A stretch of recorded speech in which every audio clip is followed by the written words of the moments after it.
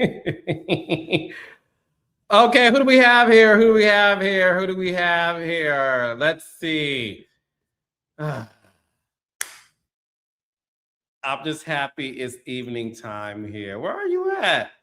No, listen, y'all can blame me for this one. It's a lot going on. I have to travel this week. I have to get some things confirmed. Oh, you're seeing Dustin tomorrow. Good, good, good. Yes, Dustin is live in New York City tomorrow on St. Patty's Day. He has 2 shows. He added a second show because the first one was sold out. So, ladies, gentlemen, gays, and theys, if you are in the New York City tri-state area, please go see Dustin Ross at City Winery tomorrow, March 17th, okay? Carlos, did you watch the Oscars? I did. Congrats to Michael B. Jordan. Best actor. I'll wait till Dustin comes on because I have a lot to say about that. My Norway raindrops. Okay, I'm here. Sorry. This time it was my fault. I ain't gonna hold you. There was a lot going on. It was a lot going on. Okay, so we have a jam-packed show tonight. Blue is traveling today, so Blue Telusma will not be on only because she is traveling. Hey, Columbia, South Carolina. Dustin's gonna hop in, and then at 8 o'clock we got Claudia Jordan. So we have a lot to get into. We got recaps of Love and Marriage Huntsville, Belle Collective, in addition to Married to Medicine. We're gonna talk about some of it because you guys got to go to my Patreon. Go to my Patreon, okay? Dustin and I, Dr. Ross and Dr. King,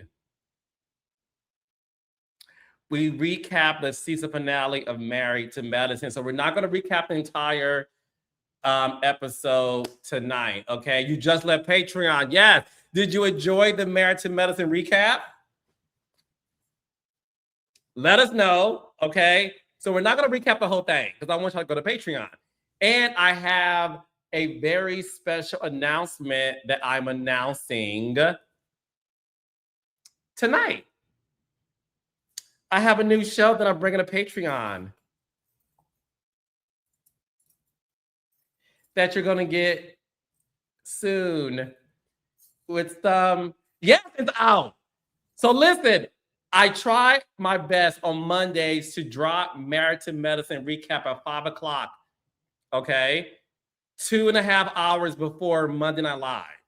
So after y'all watch this, go to my Patreon, catch Dustin Ross and I recap the season finale of Married to Medicine. And make sure y'all stay tuned because I have a special announcement.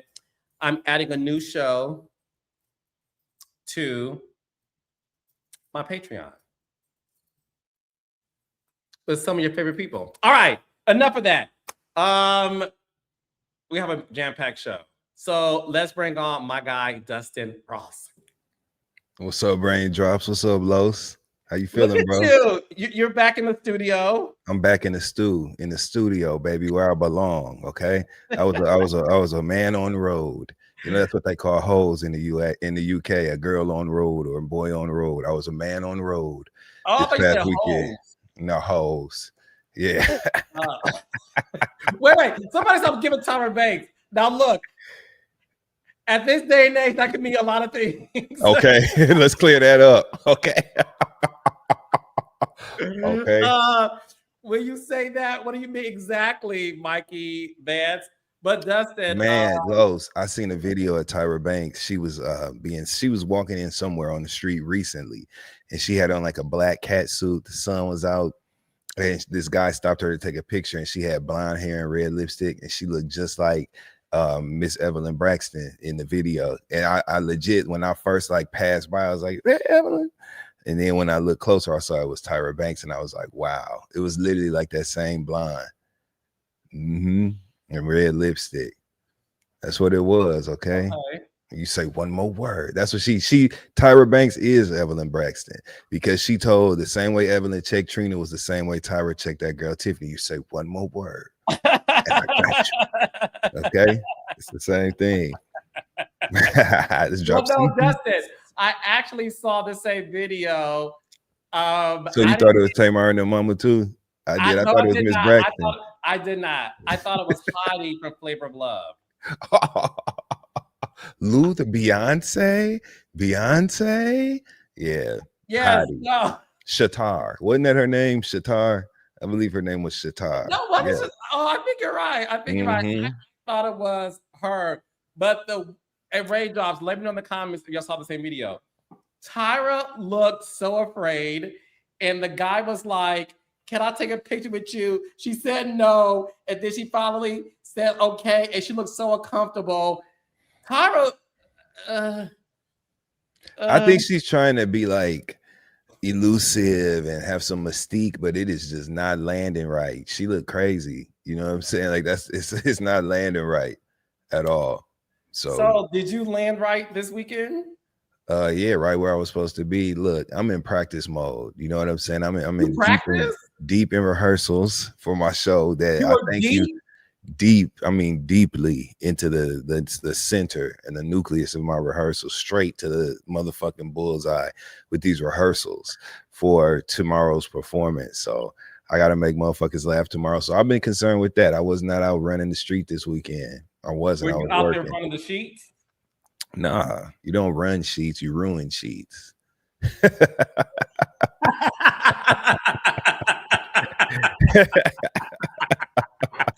All right, well, hope that clears it up for y'all. I learned something new today. So you were practicing for my shows tomorrow. Show. Yes, okay. Yes, absolutely. For my shows tomorrow. Yeah. See, I'm talking about somewhere I'm standing up. You know what I'm saying? I'm doing stand up tomorrow. So I was practicing for an activity where I'll be standing, you know. Well, according to urban legend on Reddit, even when you're sitting down, Dustin, they say you're standing up. Well, at least they ain't saying what other people saying about Eugene. You know what I'm saying? So I'm happy about that. That's better than, you know, because people are gonna talk. They're gonna talk. You know what I mean? So I would rather that be the conversation, right? And I thank y'all.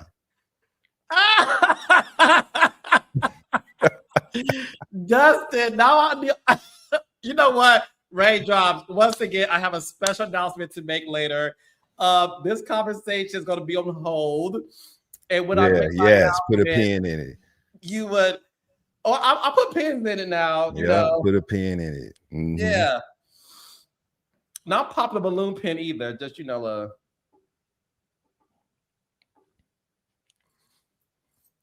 All right, so yes.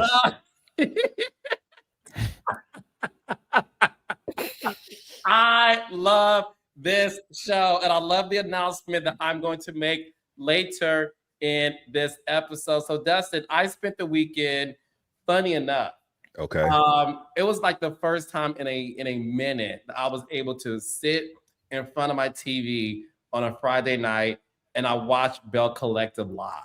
Wonderful! What an experience. What I'm saying with the audience? Yes. Watch it in real time. Yes. And I had a really good time doing it. So let's get right into it. Our first topic of the day, we have to get into Belle Collective. And Dustin, you know, before we get into the most talked about scene on that show, I first want to get your thoughts because you are a day oneer of Belle Collective. And I want to talk about your thoughts when you saw two force multipliers. My girl. Lateshia Pearson and Latrice Rogers come face to face, one-on-one, and have a sit down. I was so excited, but at first I was nervous because I thought they was about to arm wrestle. The way they sat at that table and had that stare down, I thought the next move was gonna be, you know what I'm saying? But it was good to see. Listen, it's no secret I love Belle Collective, and it's no secret that I love Latrice Rogers and Lateshia Pearson. And I've hated this rift that they had finally patched up, you know, being reopened and then being estranged once again. So I thought that when they came in, much like in the last episode, Latrice was still ready for war. Latrice still definitely had her defenses up, and Lateshia had more of an open, welcoming disposition. Although they didn't say hello to each other, Lateshia opened with "Thank you for coming," and I think that kind of softened things, and they got a chance to really talk. And the minute that they got into the conversation, they started being friends again, laughing and cracking jokes and shit, high-fiving. They was this close to talking about people. You know what I'm saying? they was on the precipice of gossip. So, I felt like that was an indicator that it was real. So I was happy to see my girls running the show like they do. You know, nothing against none of the other Bells. I mean, running the scene. You know what I'm saying? That particular scene, running the show and presiding in that way and showing, hey, we're actually going to agree to squash the beef. You know what I'm saying? And move forward. I thought that was dope. Yeah, no, listen, the beautiful thing about that sit down and the beautiful thing about both of those women is they were able to do it without it feeling like two things. One, let's just do it for the TV show and for the cameras because the producers told us to be there. Because look, I can hold you, when I used to work on other shows, that was sort of a thing. Like, you know, when Nene and I did our tour, our 2-city stop, more dates will be announced, y'all, so stay tuned. We talked about Dustin, the scene between Sheree and Nene, that whole, like, you know, Trump checks and fix and all that, how that took 2 weeks to happen. Wow, because neither one of them wanted to meet up.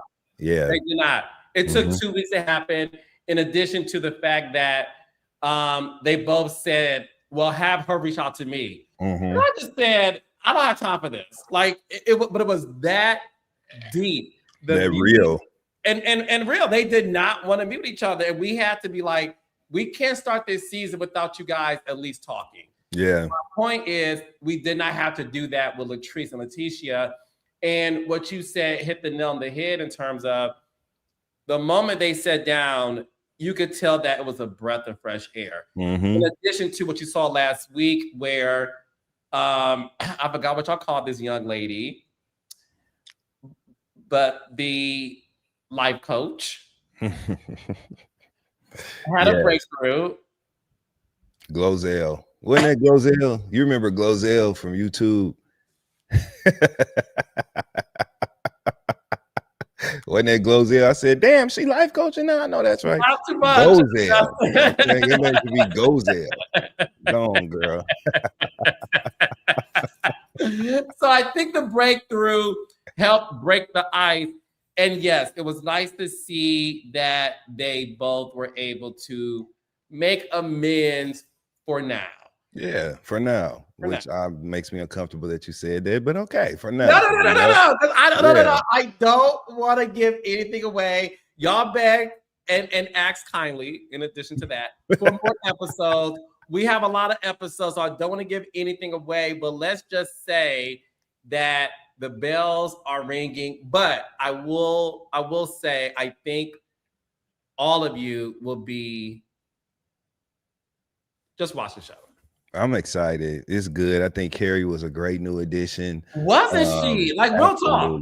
Wonderful new addition. Carrie's a great addition to the Yep. She's what you call a formidable player. That's what she is. Marie been having me dying. You know what I'm saying? What she say? He knows it, Carrie. Here she go again. It's just good this season, you know. So I am excited to see what's next. But I'm happy my girls handled that shit. They handled that like bosses. And I appreciated that. Yes. Well, listen, speaking of a boss, Glendale doesn't take too kindly with Lateshia being such a boss that she has management. Shout out to Mickey Howard. Love under new. Someone very special came into my life. Okay. Shout out to Mickey Howard. You know, okay. Shout out to Mickey Howard and her unsung. So listen, when it comes to Lateshia, she is making boss moves, and Glen does not want to feel left behind. He does not want to be a part of George Bush's program. No child left behind. Glen says, I am not a child and I want to be front and center. So Glen, who likes to pop up at places because allegedly Lynette Bolden, you ain't shit. Glendale has to be related to Boosie. We'll get into that in a second. Lynette Bolden 468. So if y'all are fans of Belle Collective, you know that Glen pops up. It's not produced. Glen pops up. You know, there's rumors he may have a tracker on her car. I don't know. That's a rumor. Who knows? Jackson is this big. She's not hard to find. He pops up at Letitia's photo shoot and wants answers and almost get into an altercation with Lateshia's management. Dustin. Yeah. Well, I personally, for me, the writing was already on the wall. Everybody on set except for Lateshia had on fighting clothes. Everybody was dressed to fight. I was like, is this Zeus? What is going on? You know what I'm saying? Why anybody? I mean, if you wanted the respect of the leader, you know, as the manager and shit, you gotta look like it. You know what Is I'm saying? Lateshia Natalie Nunn or Scotty? Lateshia is Lemmy in this case, okay? but I like I just did because she had the most sense out of everybody. I just feel like also Scotty is one of my favorites on Baddies. I love Scotty and I love DTB and I love Rolly. But anyway, so I just felt like everybody was unprofessional. Everybody was completely off target and off center. Shantae was instigating like she do. She came in there with her Gucci set, you know what I'm saying? And she looked nice, but she too had on fighting clothes. All she was missing was the baby fat parka. And then they could have gone and threw them bows. So I just felt like they was already on that shit. You know what I'm saying? Glen came in, his jeans had holes all the way down the front. So he was feeling that wind on his legs, on his upper thigh and his shin. You know what I'm saying? That wind was energizing him as he walked down that hallway. He got back there and he said, I want to be on the emails. I want to be on every email moving forward. You know what I'm saying? And that's it. Now, yes, Glen was completely out of line. He crossed so many boundaries of just boundaries in general, right? But the people didn't help none. God damn, like the rule number one is being professional. You know what I'm saying? As much as I don't mind, you know what I mean? I'm still going to respect the situation as much as I can. And if I'm functioning in the capacity of, if I were to be functioning in the capacity of a manager or a leader or some sort, I would have had a view toward diffusing all that, shutting things down, reassuring Glen to calm him down, removing Lateshia so that her focus could remain on performing in the shoot. You know what I'm saying? There's a way to handle all that, but this manager chose to just light a fire to the whole damn thing and jump right into the foolery. And I think that ultimately the responsibility lies on him. Glen being crazy, he been doing that shit. And if Lateshia gonna have the kind of, you know, situation where she allows her husband to come in and out and be involved in her business, then that's on them. But if you're the manager, your job is to not make things personal and to ease the stress 100% off of your client. And we didn't see none of that. All we saw was motherfuckers like, well, what's up? Fuck you too. You know what I'm saying? That's all we saw. So what do you think about when people say that Glen is jealous of Lateshia's growth and he feels like she's going to surpass him and what he's trying to do is have this hold on her? I can see where people come up with that conclusion, but for me, it's a crock of shit. Because Lateshia been on some women. The show was built around a brunch that Lateshia Pearson created for the purpose of empowering women. That means that is a tenet of her character. That's one of her principles. She believes in women being empowered.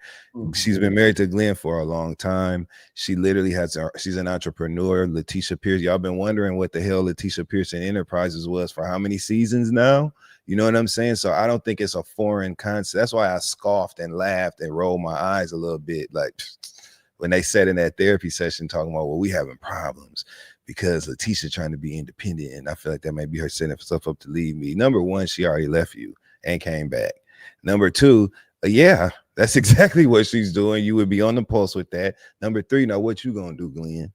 You know, if anything, it's cheaper to keep her. Foster an environment where Lateshia feels that she's able to grow without you blocking and demanding to be on emails, which is fucking ridiculous. If you're not functioning in the capacity as a member of her team, you just want to be a nosy husband. That's crazy. You know what I'm saying? And maybe I just don't know nothing about them traditional ass, antiquated ass, gender role ass relationships. Maybe I'm just out that loop, happily so. But I'm an equal rights person over here. I believe, you know, women are rightfully entitled to pursue leadership and great careers and all. It's not even a question. So I would have encouraged Lateshia to spread her wings and grow professionally. What's good for her in that way will only reflect well in your household. She'll be feeling confident. She'll be feeling secure. She'll be feeling happy from the success, the monetary success. If anything, you're supposed to nurture that. If you're a real nigga, you know what I'm saying, and make your woman feel, and you're supposed to empower her. If Letitia's whole point of doing this show was to create an environment to empower women, then if you living with one, that's the first woman that should be empowered, who is the one who's trying to empower the other ones. So Glen was just off base with that, but I don't think Glen is a bad guy. I do believe Glen loves Lateshia. I believe Lateshia loves Glen. I believe, based on what we've seen, that they're good parents. Their son seems well adjusted and definitely care for every scene.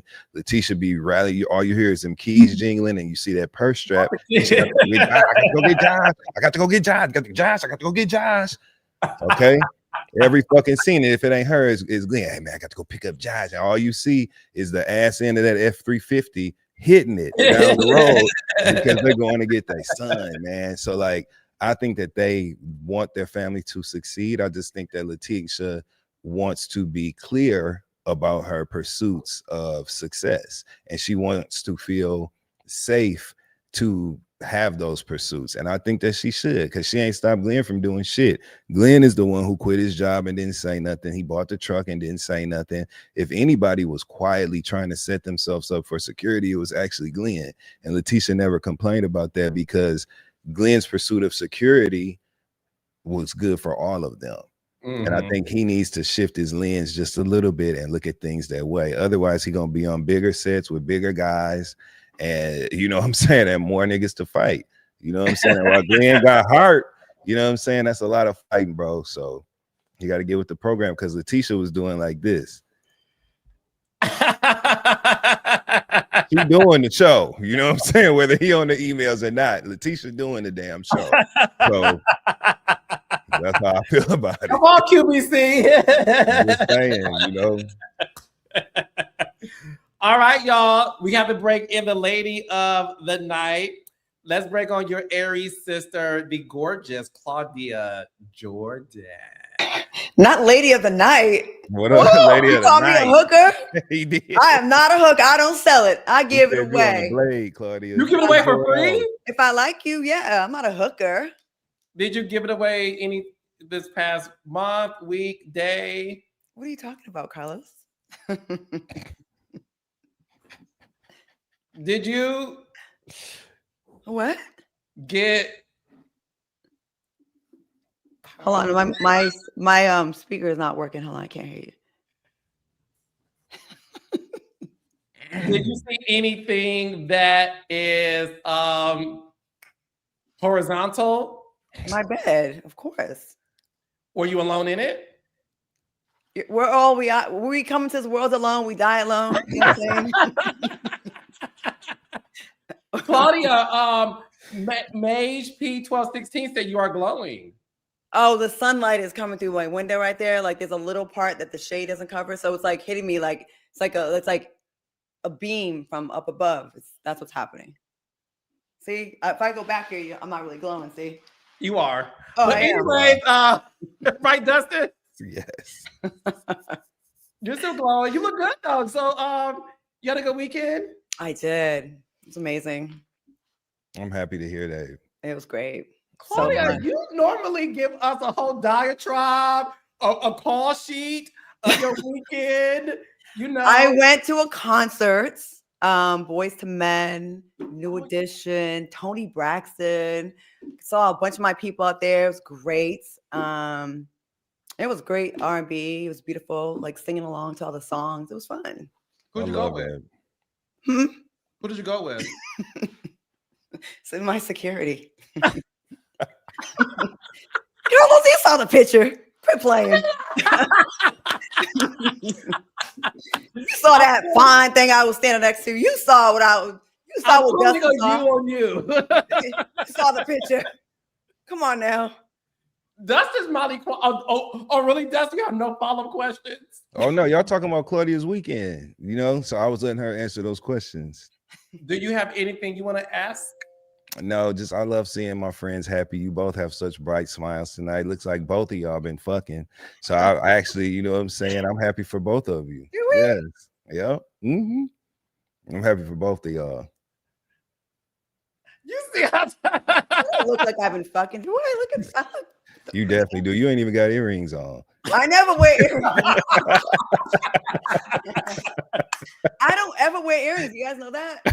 I had my dude's just gonna be a little diamond stud. They get in the way. I love that. But you know, I like rings, just not on the ear. Yep. So Dustin and Claudia, Carlos collar up. He looked like somebody just got through being like, Right. so you know. You know, he got that's a little small tank top underneath too. That's not even a shirt. You could tell. it's not And a it's big fresh. top. It's fresh. He just took that out because you see how tight the fit is. He Yeah, just took that motherfucker out. It hasn't been washed yet. Which, Dustin, or either it's just been washed. It's one of the two, which both indicate. It You know, looked like yeah. Are you wearing bottoms tonight, Carlos, or just the tank top and the trench coat? Because that's what's giving trench coat, like, you know what I'm saying? somebody said I was giving Tyra Banks on the Netflix. Yes, you are. Y'all look good. You look good, Los. You look good too, Dustin. Listen, I think all Thank you, three my of us had a friend. great weekend, which is why Raindrops, stay tuned because I have something to announce later that may include your favorite people. Maybe not. We don't know. But stay tuned because there's talk about, you know, things that happen after dark. You know, And the darker the better, too. Like, I love just, man. Me too. I love dark chocolate. It's my favorite. I love, like, tall, dark, and handsome. I like after dark activity. Like, it's just dark is just great. I don't know why they try to make darkness a bad thing in America. Y'all, I don't even know nobody to do. None of my missing out. friends are colorists. So I don't even. But America tries Yeah, it. America for A sure. black cat is bad. Yeah. Black Friday, you know, it's always, well, it's kind of a hot mess, Black Friday. Well, you know, I've been tasting a little bit of like, you know, butter pecans lately. Blackballed. Butter pecans, huh? You know, the flavor of Claudia's glow. This is my natural color. I'm telling you, the sun is just shining down on me right now. Well, enough about that. Okay, so Raindrops, make sure y'all get to Belle Collective every Friday, 8 o'clock 7 Central on the Oprah Winfrey Network. We now have to get into love and marriage. Huntsville, Claudia. Give me that comment. I agree. We need to go to New York more. You got to do a live show. You got to come to New York. I got a text from you today, Claudia. What did I say? I don't remember. I mean, this show has taken a life of its own, and it always goes off the rails. I'm trying to keep things in order, Claudia. Why? I didn't do this show to be in order. That's boring. I came to do hood rat things with my friends. First of all, somebody said butter pecan Puerto Rican. Oh, yeah. Carlos likes all the Ecans. He likes the African, the Dominican, the Ricans. You like a Ecan. So of course he like a pecan.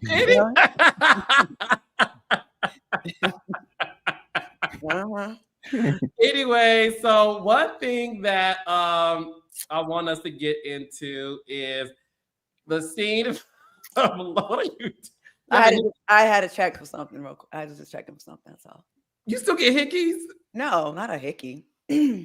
I do. I'll be mad as fuck too. My neck kind of long, so you know, niggas be like, you know, I'll be mad. It be bomb while it's happening, but like afterwards, I'll be so goddamn mad. You get hickeys here or back here? My neck. In my arm, hell, it was a freak. I got a hickey on my ankle. God damn, you a wild one. You know what I'm saying? So yeah, you know. I'm not doing this today. A hickey on the back. Raindrops, special announcement coming later. That's all I can say. All right. So look, we need to get to the latest episode of Love and Marriage Huntsville. Okay. Now, with that being said, Claudia, you caught up on the scenes, right? I had to do it today. Yes. Okay. No, that's good. As long as you've seen it. So I want to get into Destiny, Tisha, and Kimmy, the continuation of it, okay? Listen, one statement that was said during the scene between Tisha and Destiny while Kimmy was there was Destiny and Tisha addressed what they were going through, and then Kimmy asked, like, okay, so can we move on? And then Tisha says, I now know where to put Destiny in a box. And Kimmy goes, what box is that? And she goes, don't trust that hoe over there. Claudia, I want to get your thoughts on this first. If one of your girlfriends said to you that don't trust that hoe over there, and you are the hoe they're talking about, would you be offended by that? And would you think at that moment your friendship would never be the same? Beef is reignited. One thing I don't do, what Aries don't do, is disrespect, and don't even try to be funny in a joke. It's not happening, because I do little funny things and jokes, but when it's your friend, you can't go that far. That's not, and you did it on camera. You did it in front of, you didn't just do it around this group. You did it in front of millions of people. You tried it. There will never be a situation where it's okay for you to be like, don't put trust in that hoe and point to me. Now you just reignited whatever, all that, what we just did and settled it. Nah, hell no. That's, I'm not with that. Don't be calling me a bitch, or don't be calling me a hoe, and don't say you can't trust me. That's a quick way to make me be like, oh, okay, we back. It's on and popping now. Bitch. Yeah. Dustin. Hell yeah. I'm with Claudia. You already know. That's why we see eye to eye on that shit. Yeah. And furthermore, though, I think the difference with these two specific people, with Latrice Scott and Destiny Payton, they were never friends anyway. All that shit was built on a lie. They shared an enemy. And so they was ops that linked up and then continued functioning in the format or the structure of a friendship, but they never were really friends. They just both had issues with the same person.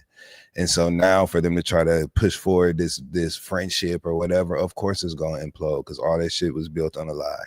So hate to see it, because I've seen them have fun before. I've seen them have moments where, you know what I'm saying? I don't know, but if you see both of them in scenes with other people, they act much more comfortable than they do when they're in scene together. And that's another indicator to me that there's not an actual connection there. But you know me, I'm a person that started at the beginning. I don't believe you can start a story in the middle. And I remember how Destiny and Lateshia became friends. Remind the audience. They was both ops of Melody. They was both ops of Melody Cherie. That's why. Okay. And so because both of them had beef with Melody at the time, they found camaraderie in their Melody beef. And that's why it was never going to sustain. Anytime two people link up out of a mutual hatred, that's why I don't do that shit.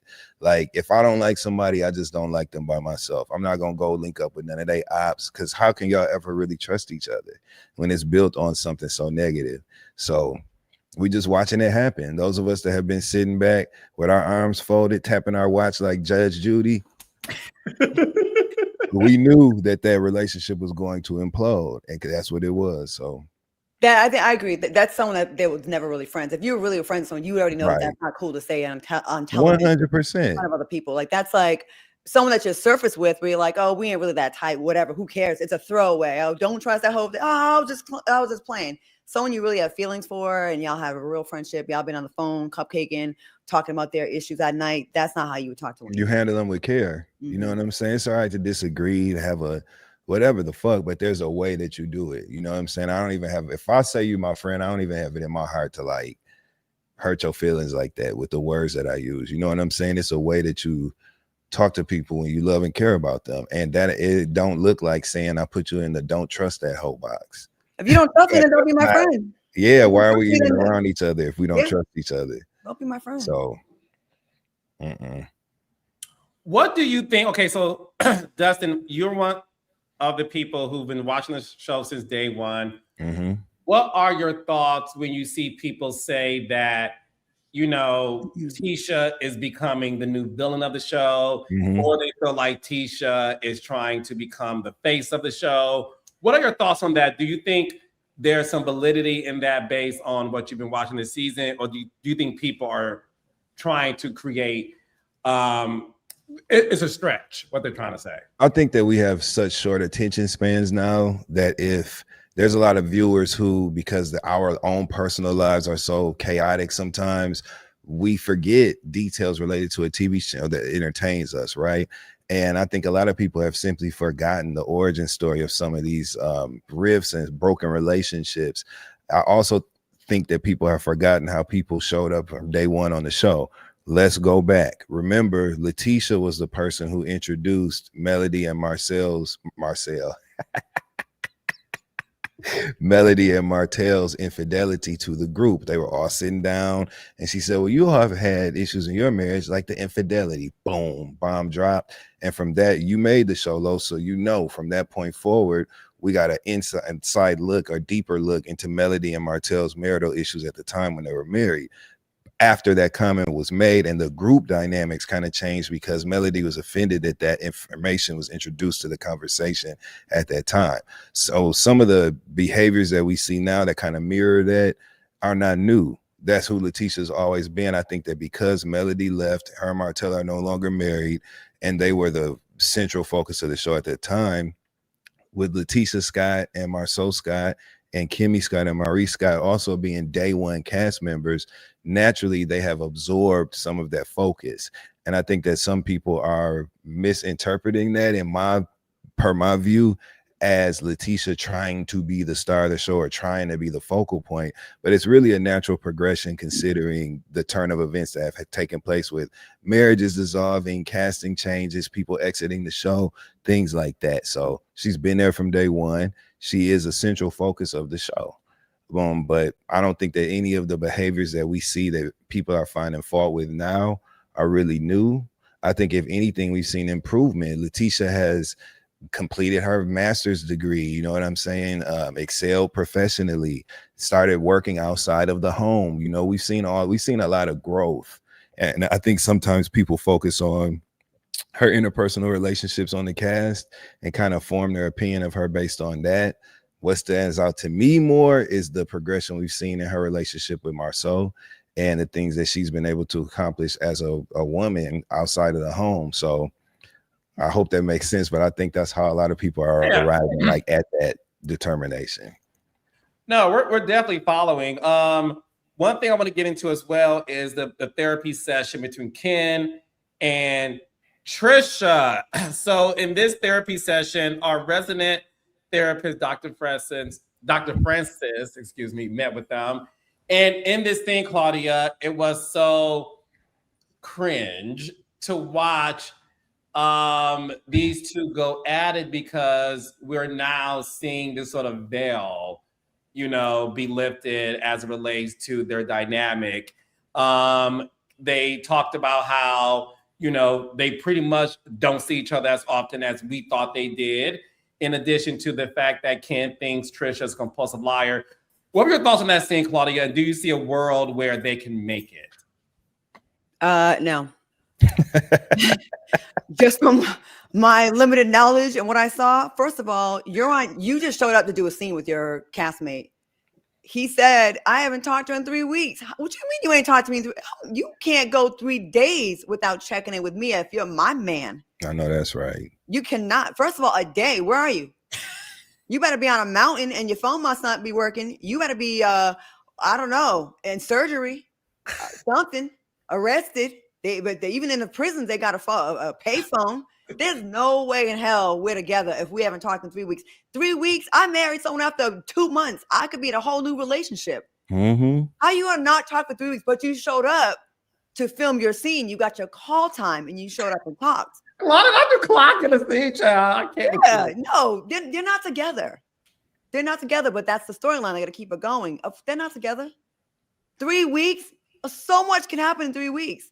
You can have sex with someone and you can find you pregnant in 3 weeks. Okay, I'm just saying. Not that I am. I'm just saying. Claudia, wait, was it 3 months? Did I miss that? I thought it was 3 months. Yeah. Claudia, it's 3 months actually. I thought I said 3 weeks. Months, I thought. Yeah, okay, even more so. 3 months. I'm married by now. Okay, 3 months. I done lost 15 pounds. I raised my credit by 55 points. I done grew some edges back. I did the squat challenge. I done raised my booty up. You got a new cat. We got 7. I got a new kitten. Cat is now a teenager. I could have recovered from a facelift. I heard it's like 2 months, which I wanted to, I could have snatched the jawline back. 3 months. I could have grew a nice bob so y'all can leave me alone that doesn't get tucked under. So many things have been done in 3 months. 3 months. Again, it's no. 3 months is over. 3 months is, hey man, I don't really fuck you like that, but the production call you, yeah, I gotta be the scene. Okay, let's just get this over with and get our bread. And after the reunion, I'm not dealing with you. 3 months. 3 months. Like I said, my marriage lasted 4 months. I filed for annulment after 4 months. 3 months, we almost there. No, they're not together. Sips tea. I'm stuck on his call time. Dustin, what are your thoughts? I'm just like Dr. Francis. I'm just like Dr. Francis. If you notice, every fucking 5 seconds in that scene with Dr. Francis, he was doing like this. When he was writing on that whiteboard, they would say something crazy, and all you see is Dr. Francis. And that's how I felt watching the entire scene. Like, I was shocked. I don't think that Ken and Tricia like each other. I don't know why they are holding on. You know what I'm saying? When they don't want to be together, they act like each other, get on each other's nerves. That's what they act like. And Ken already done moved out. Me personally, look, I'm gay. 3 months is that's dog years. You know what I'm saying? Like, that's like 30 years. You know what I'm saying? Like, I can't wait 3 months and then trying to figure it out for what? And I don't understand. They are fighting for this relationship as if they're already married. You know what I'm saying? Or they have a really vested interest in this. And I can understand it feeling like that because, like, Ken, I believe he loves Trisha's children. I believe her children love him. I believe that there is an emotional investment there, but the juice got to be worth the squeeze, right? And I have seen them unhappy together more than I have happy together on air. You know what I'm saying? And so I just really would throw in the towel, and especially if I was Ken, because Tricia be acting like she's waiting on him to do it. You know what I'm saying? Ken he appears to like have a little bit more fight for the relationship in him. Tricia is passive, and we obviously give respect and grace and reverence for, her past traumas that have made her have a shell, right? But it's like a turtle shell at this point. It's like a thick, hard, sediment. It's like her that got your attention, didn't it? Her thick and hard. She literally just it's like she's waiting on him to just say no more, and then she gonna say, I ain't gonna. You know what I'm saying? Like, I don't understand why he's not picking up on that. She don't even act like she give a fuck. She was laughing during the therapy session while Ken was melting down. Trisha was rolling her eyes and shit. She kind of acts like someone that I feel like in my travels, you can tell a lot about where someone's head is by the way they speak to you. And there's a way you speak to someone that you are still trying to salvage and keep. And there's a way you speak to someone when you've already moved on, when you're sleeping with someone else, or when you're being entertained by someone else. It just gets a little disrespectful. It's a little dismissive, as opposed to when you're like really, like, even if you're sick of someone, but you still have love for them and you haven't moved on to someone else, you're still a little bit more like engaged, Yeah. You're not like being like, and rolling your eyes. That is like, let's just hurry up so I can go call the nigga I really want. You know what I'm saying? Like, that's she. I bet you.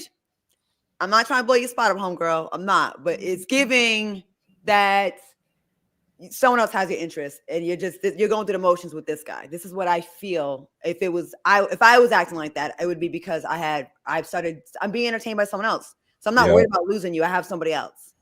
I think she's working out with somebody else. And one. yeah. I think that's what she's been doing, man. Let's just say you two are very wise individuals in terms of some theories that may arise on a few episodes this season. Do Ken and the guy fight? We gonna get a fist fight, Lowe's? Oh, Dustin, Can Ken fight? I think so. I don't know, Dustin.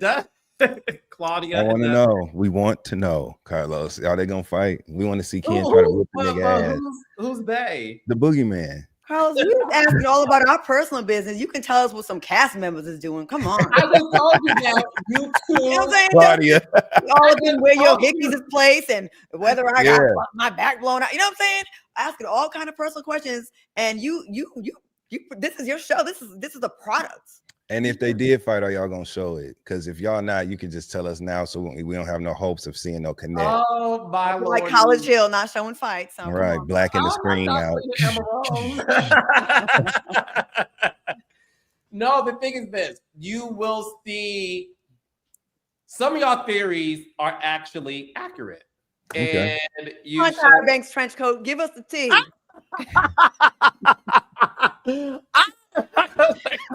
Right. What you say about Mr. J? I'm wearing this for the rest of the show. Ray Johnson, I'm wearing a tank top. I liked it. I'm wearing a tank top for the rest of the show. Okay. My Tyra Banks trench is not going to be. Come on, sell out your cast. Be like Tyra Banks. Sell them out. What? Buy it like the NDA. Let's go. Just put it on your shoulders. You don't got to put it on. Just put it like on your shoulders and tell us. That looks nice, brother. That looks nice on you. I man. like the coat. Get your girl Carlos Banks. Carlos Banks. I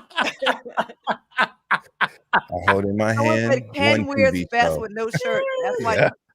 Good girl 50 says, Ken don't wear vest. Ken wears vest and no shirt. That's why Tricia don't want him. I agree with that, because whenever I see a man with a vest on and no shirt, it reminds me of Wait and Exhale. You raggedy bitch. Oh yeah, when he had on that black leather. Yeah. You leather wearing in the summer ass. Lila Roshan tore him up from that balcony. Oh my God.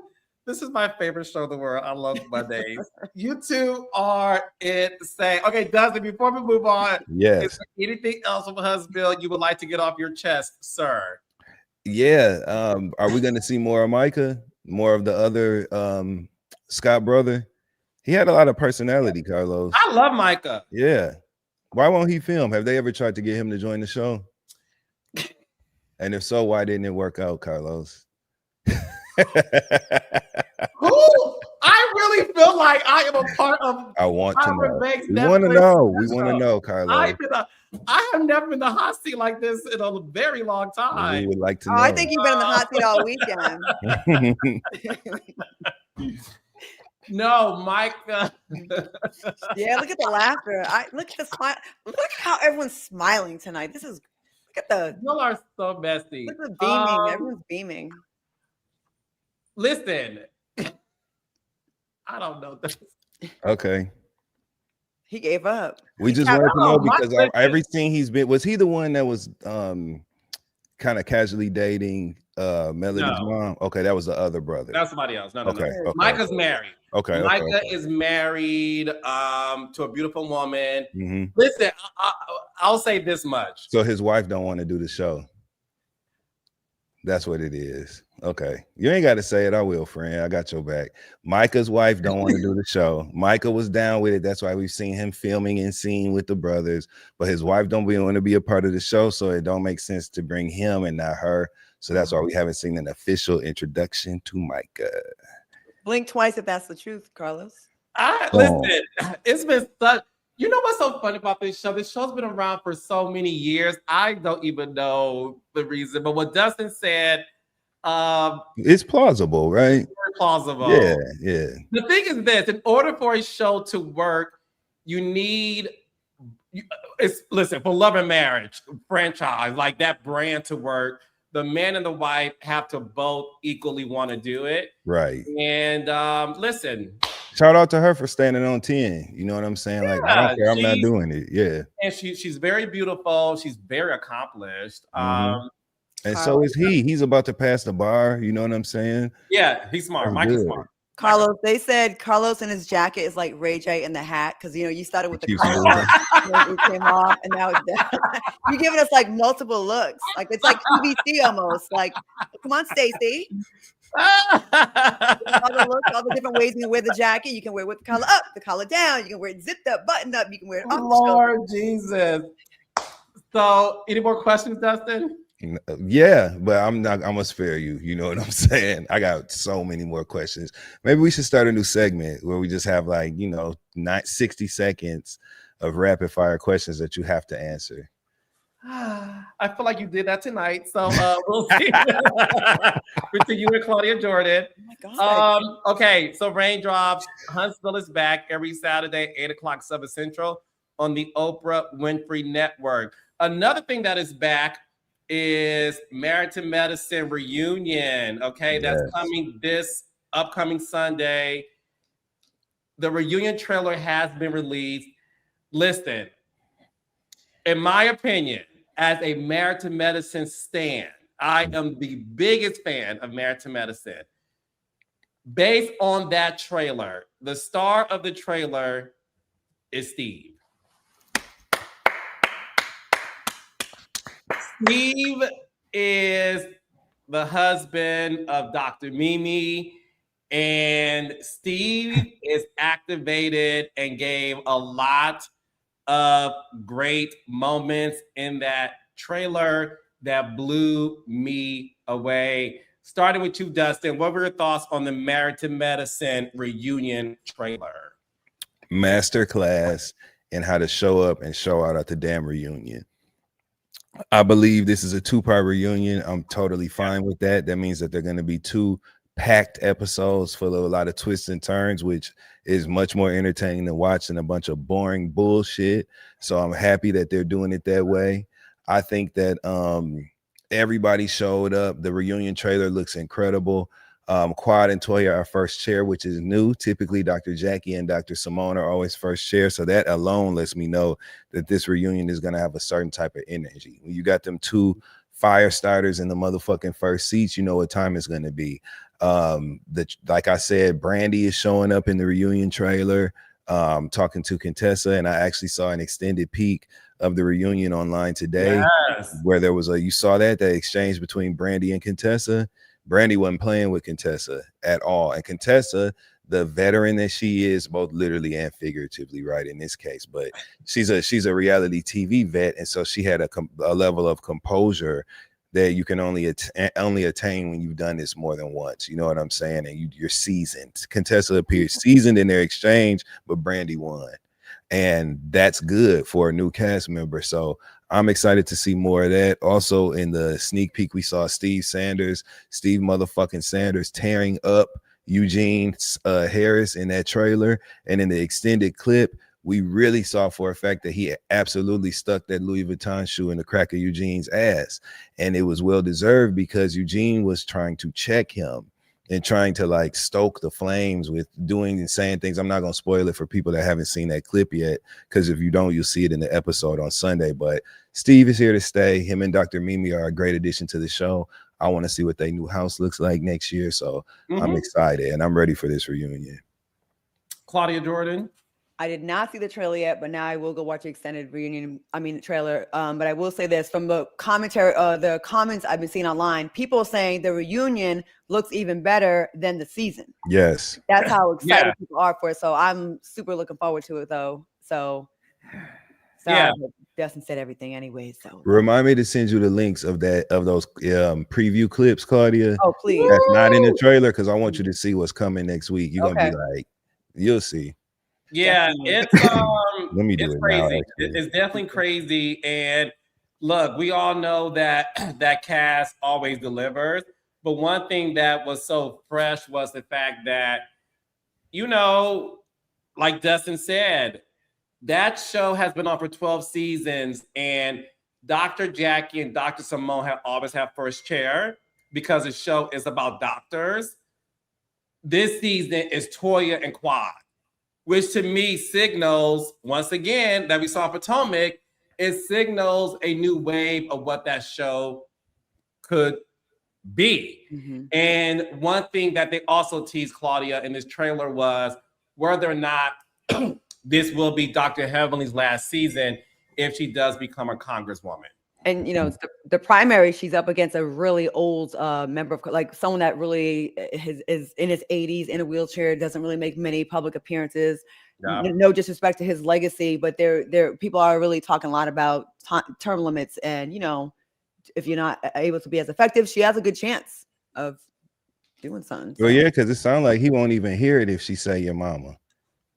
So, so that's good. At least her opponent won't even hear her if she say your mama to him. There's your that. mama. She gonna whisper it at the debate on that podium. She gonna cover the mic. Your mama, your goddamn mama, your mama. I don't know. I didn't pay attention to the primary. I know. They had I thought they had their primary. I gotta look and see. But damn. Yeah, your mama, bitch, your mama, your motherfucking mama. Yes, and my constituents. You know, she gonna be right on. Wouldn't it be dope if she won and she still stayed on the show? Oh, yeah, it would be great. I mean, why not? Look what we got in the White House now. Pete Hegseth, it's all reality stars. Well, not even reality stars. This is reality people. What I mean, we have a McMahon, and what's the other? Pete Hegseth. Yeah, what's the other one that looked like a little bat that was over the the Department of Education? She's DeBose. Yeah, her. Yeah, she's dumb, spells everything wrong. Dumb, stupid. Yeah, so you're right. The bar is low. If I was Heavenly, though, my campaign slogan would have been your mama. Yeah. That's for real. It would have. She running for she's a healthcare professional. I'd have been like, I'm here for you and your mama. Okay, everybody know me for saying that. Let me show you what I mean. My campaign slogan would be your mama. Yeah. Okay. And never mind. Oh, thank you, Claudia, for behaving. I want to say text it, Claudia. Don't text it. Hold on. I want you to read it and see if I can say it. Let me see. Listen, y'all getting stuff in real time. Let me see what Claudia has to say.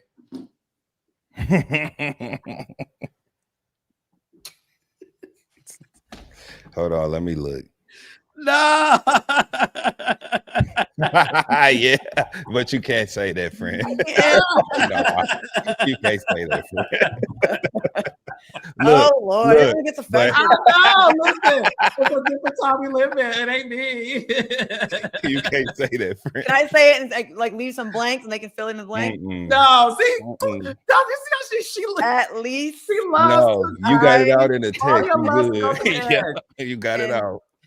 That's why. That's why raindrops. That's why I have a special announcement where Claudia may be able to freely say things, and Dustin too. Tonight, I gotta spare her just a little bit. All right, Hood Journalist. I love you, by the way. She's a Patreon raindrop. Hey, Hood Journalist. She watches everything on Patreon. I love you. All right, so say it, CJ. I can't, y'all. Y'all have to go and she can't. I mean, Claudia. No, you can't, friend. You can't, friend. We are, listen, the good thing is we are really your friends. Yeah, you can't do it, friend. Because we'd be like, no. I have Tourette's, though, a little bit. Right. So if that's the case, I can say it. Hey, BAFTA. Okay. So one thing that I want us to get into. So listen, we're going to talk about my EJ Johnson interview. So raindrops, we're going to get into that in a second. But before that, I do want to talk about what could be another end of an era. We just saw a few weeks ago that Basketball Wives was officially canceled. Claudia, on Patreon, you can say anything on there. We will wait. Say it there, my fellow April B. Mika Smith, you are messy. But stay tuned. Okay. If my employer doesn't want me to say anything, then I won't. Stay tuned for a new announcement. Okay. One thing that I want to get into right before we discuss EJ Johnson interview is Mama D revealed that Love and Hip Hop Atlanta may not be coming back. It has been something that we've heard from Chaotic, who was a cast member on the show. And it's been something that we've been hearing here and there. Mama D went live on Saturday and mentioned it. You know, it's what's happening in this industry. We talked about this before. This industry just ain't the same anymore. We just learned that Access Hollywood, Steve Wilkos' show, our friend Karamo Brown, Yes. Karamo, their talk shows got canceled. We also just learned that Tyler Perry sold the 25% ownership he had in BET Plus to Paramount because Paramount owns all of Viacom, which includes BET. And they're now going to consolidate BET Plus into Paramount streaming. So look, this industry is changing. So Love and Hip Hop Atlanta is rumored to not be coming back based on Mama D's latest post too. Claudia, what are your thoughts on that, especially as a current cast member on Love and Hip Hop Miami? Mhm. I just do guest appearances. You're not the opening act. This is the life. This is the life. Nope. This is the life. Nope. I didn't get a hero shot or none of that. But I am in the mix. The second part, when it returns in April, I do have some things where I'm kind of, you know, I'm stirring a little something. So anyways. And I have an exclusive interview dropping in April. When, Carlos? You know, with somebody that you may know. When? April. When? Beginning, middle, end? Beginning. Okay, good. Okay. Yeah, I mean, I'm surprised that they would like that one will get the word that is canceled before the other ones, because I think that was that's always been the strongest one. I always thought that Atlanta was the strongest one, you know, even for nostalgia purposes, you know what I mean? Like, you know, I've been working on Love and Hip Hop Miami, and we've been hearing that for a while, and I keep asking, and like, well, not really, but then someone kind of said, look at the writing on the wall, and they are closing things down. Like, so I do know that people are starting to look elsewhere for the next thing. And plus they start back in March, usually May usually. And right now the Atlanta. Yeah, I'm sorry. Miami usually starts back in May. That's what they did last year. So they wouldn't like, at this point in the game, they would at least be sending offer letters out and be negotiating for the next seasons. So I think they're getting rid of all of them. Yeah, Skydance is taking over, right? They're taking over everything. Everybody Black is becoming a casualty of this this anti-woke, which is the anti-Black word. They don't care. They're not prioritizing Black shows. I think it's disgusting what's happening to Black media. Was anything leaning to the left, and that's not like something like the 700 Club or MAGA-ish. Like it's really going hard right, and it's sad. So we have to lean more into the YouTubes, the Patreons, stuff that you're doing, Carlos. Independently make your own product stuff. Now is the time. If you want to do a talk show, take it over to YouTube. Make all the money. Take up the middleman. There's still avenues so far. I mean, hopefully they don't do anything to YouTube, but yeah, I think it's over with. And before I get to Dustin and Claudia, I do want to ask you this. You obviously have been, again, in the Hollywood game for a very long time. A lot of people really don't understand how serious this is. And the reason why I wanted to ask you this question first, before I get to Dustin, is you've seen the ebbs and flows of this industry. We've all seen it collectively with the music industry growing up in this business, but you being a television vet, what do you see happening? Because I don't think people understand that the reality shows that used to be a cheaper product is now being sacrificed to have other content on these networks as well. Like, talk to them about what you think is really happening. I have survived for 3 decades in this business through writer strikes, actor strikes, all kind of things where we thought that, okay, we're devastated right now, but we've always come back. There has always been a consideration for Black programming. And this, I'm telling you guys right now, this is different than anything I've ever seen in my 30 years. They are blatantly doing it. They've removed shame from banning Black people, from kicking Black people out of their jobs, executives, all the way to TV shows and radio. I mean, it is, big businesses are consolidating. Look at radio shows. Like before, they'd be like hundreds of in the, like local radio shows where, you know, like you'd be a squad of 4 people hosting a morning show in Dallas and Chattanooga and New York City. Now you got like 3 or 4 syndicated shows, and they wire them into all the different cities. Everyone's consolidating, so 5 or 6 families or companies make all the money, and then everybody else just scrambles. This is different than any. I am nervous. I am scared. This is nothing like that we've ever seen. So we have to just, I mean, Black people were used to figuring it out and trying to figure out new ways, but I'm scared. Like when the last few things we have left is YouTube, and they already messed up TikTok where people aren't making the money they used to. They're really doing a number on us right now. This is different. I don't know how we get through this. First of all, they're not funding movies like they used to. Even Tubi, like I hear that like the deals they would give before, like they're getting less generous with like maybe it would be a 50-50 split. Now it's 70-30, not for even the director, the artist. It's going to force a lot of people to have to get out of this business, unfortunately. Breakfast Club and podcast moving to Netflix. That means taking the stuff off of YouTube and like making you have to have a Netflix account. Like they're just taking more and more stuff away from us. So I now more than ever, I know I'm going long, but I just have to just make a point of this. We've said this before. You got to support the Black outlets, the Black content creators, the Black companies, the people that are providing a voice. And then social media, y'all better get on Fanbase or one of these other Black-owned companies. Fanbase, the way they are targeting Black creators and people that speak out against this war, this government, say certain countries they don't rock with, they are silencing their voices. So before we can't tell each other where to all go, tell your people now, go meet me on YouTube. Go meet me on Fanbase. You have to, because listen, these white people are not giving a damn. Not all. I'm talking about the racist ones. They are not giving a damn about our arts. I mean, Trump renamed the Kennedy Center. They doing that to their fellow white folks. Like they are coming for everybody. So take it seriously, y'all. It's gonna be real bad for the next few years. It really is. Sorry, I know I went on a rant, but I wanted you to really speak to it because it is serious, and I'll share my 2 cents too. But I want to hear from Dustin first. Dustin, you are the connoisseur of all things media. What are your thoughts on this happening? Well, it's so much misinformation going around right now. We're living in the age of misinformation, some intentional, some accidental, some just stupid.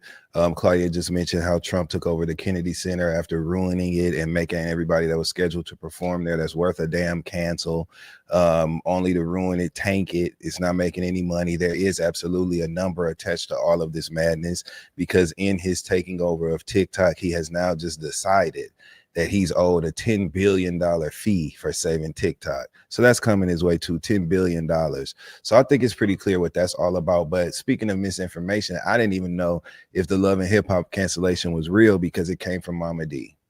And the last time I seen Mama D, which was like 2 days ago, she was participating in a senior twerk contest on the internet at somebody's concert. And the way that she was riffing and convulsing and contorting her body, I was concerned about her. I didn't know if she was seizing or if she was cramping or what was going on, the way that she was moving so sporadically and tight in the 90-degree angles that her joints had been in and shit. It was obtuse angles. It was, obtuse. It was a lot of isosceles triangles and shit that the shapes that her limbs were making that I know had not been created in quite some time. And so when she finally stopped, I had to catch my breath for a minute because once she stopped moving, I had to make sure she moved the next time. And so once she stood up, I was like, oh, okay. Okay. So I didn't know, the way Mama D just be lying and talking shit sometimes is not unlike her to just spew something out that isn't factual. But now that Claudia, my dear friend, has shined this light on it, then there's something to be concerned about, which is why I don't like it when there's this new thing where people try to like shame Love and Hip Hop. You know what I'm saying? To act like the people on Love and Hip Hop is something wrong with them. And I don't understand why, because love it or hate it, it doesn't have to be your cup of tea, but there's a lot of Black producers, Black talent, Black camera, Black crew. There's a lot of people that franchise because it's more than one show employs and has employed continually. Say what you want, but Kirk and Rashida have been working since season 1 over there, and they making good money. Her other businesses have thrived and been able to because of that capital that they pulling in over there. Spice, I love Spice. I don't care what nobody say. I love Spice, and I've enjoyed watching her on the show. This past season of Love and Hip Hop Atlanta has actually been incredible. Incredible. So it's a damn shame. And just like Claudia just illustrated, we do need to support these shows. The ones that you like, you ain't got to watch something that you don't fuck with. You know what I'm saying? But trashing the shows, saying that they're bad for us and all this other shit, there is another side to be looked at. And hopefully if we kind of shift that lens, we can save some other stuff from seeing the same fate, unfortunately. I agree, and I think people are quick to call it ghetto and stuff like that, and it very well may be, right, but that doesn't mean it's a negative. I feel like when we just like Black people, we say this all the time: we're not a monolith. There's nothing wrong with. As I've always said this, and I've said this to the owner to Lemmy at Zeus. As long like balance, right? It's about balance. So we can have our Cosby Show type shows, and we can have our shows like Baddies, and we can have our shows like Love and Hip Hop. There's a place for all these stories. Like just because that's not your story and your social circle doesn't look like that, there's nothing wrong with like shining a light on those folks that have that kind of lifestyle. Like this, everyone kind of matters. Like there's not kind of everyone's kind of demo matters. And you don't have to like it. You can hate it. But like, I think there should be different kinds of shows where you show the different degrees of Blackness in our culture. And there's nothing wrong with that. I agree. And I'll further to that, just to take it a step further, I think inevitably there will always be shows that maybe don't go along with our personal constitution, our personal, the way we live our lives, right? There will always be shows that showcase people that we share some sort of identity with that may not paint them in the light we would prefer, but that's always going to happen. So to me, it is a futile effort to try to combat that. There are positives to these shows existing, right? You say what you want about Zeus, and I'm not trying to be the Zeus savior or none of that shit, but it's a lot of people working. Yeah. That may have been doing other things that are not, I hate to even say this word, but are not as safe for them as being employed over at Zeus. There's just other sides to this thing, and I don't know. That's just where I'm at with it. Yeah. So if Mama Diaz wasn't lying and drunk somewhere and she was actually telling the truth, then I'm sad that that's happening. I'm sad. Yeah. So look, this is what I can share based on, of course, being in the reality business, dealing with networks, pitching shows, and understanding a lot more of what's going on. It has been long rumored that Love and Hip Hop is on his last days. And a lot of that just has to do with the industry change. I've said this before, this industry is broke. And ask Claudia and Dustin. It's not just reality stars, it's happening all over. Is the reason why when it comes to my podcast, for example, you two know this, I would get dragged all the time. Carlos, focus on your own shows. And the reason why I don't care what people say is because I knew that when I got this podcast that I wanted to make sure to talk about all the reality shows, including the Love and Hip Hops, and things that people always saw as less than. Y'all saw Married to Medicine as less than. And the moment I got this podcast, and I'm dropping an interview next week with some people who gave me props for this, I'm the one who really told everybody, like, please watch Married to Medicine. Like, it's a great show. Because when it comes to reality television, I'm keeping it a buck with y'all. Everybody wants to be a housewife. Everybody. Let's have a real conversation. There's girls on shows currently who want to be a housewife. Yeah. Okay? Who don't even appreciate the show that they're on because they're too busy trying to be a housewife. And there's nothing wrong with wanting to be a housewife. It's an amazing opportunity. It's an international show. Okay, it's fantastic. But some of the reasons why a lot of the girls want to do that is because of this sort of halo it has of being, the Oscars of reality television. and you know, this sort of like paintbrush of, well, it's classier and all those things. And I always thought, and this is coming from somebody who did seasons 1 of Atlanta and Jersey, I never understood the classy part in terms of the actions, because I saw Teresa Giudice flip a table. I saw Teresa Giudice run down the country club. I saw Danielle Staub hair get pulled by Jacqueline Ashley. You know what I mean? So I never understood that.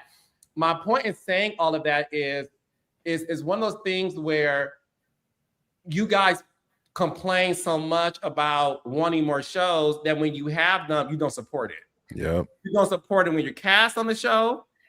You don't support it when it's on. Y'all are so quick to say, cancel this show, we're bored, it has run its course, versus saying what we say every Monday night, which is, you know, maybe this person should leave the show. Bring in these type of people. We never say cancel the show. We, the three of us plus Blue, we always give advice in terms of what we would like to see, but we never say cancel. But you guys want to do that. Then y'all complain there's no black shows, but y'all don't support any black shows. And when y'all do, y'all call them ghetto. Because y'all too think the only show that should be around are Housewives. Every other show, y'all don't say cancel it. Y'all say this is how we can help. But when it comes to other black reality shows, y'all are so quick to be like, get rid of it. We're bored. It's run its course. It's ghetto. It's ratchet. It's not showing us in the best light. The 11 o'clock news does not show us in the best light, but you guys don't petition for that to be canceled. You see what I'm saying?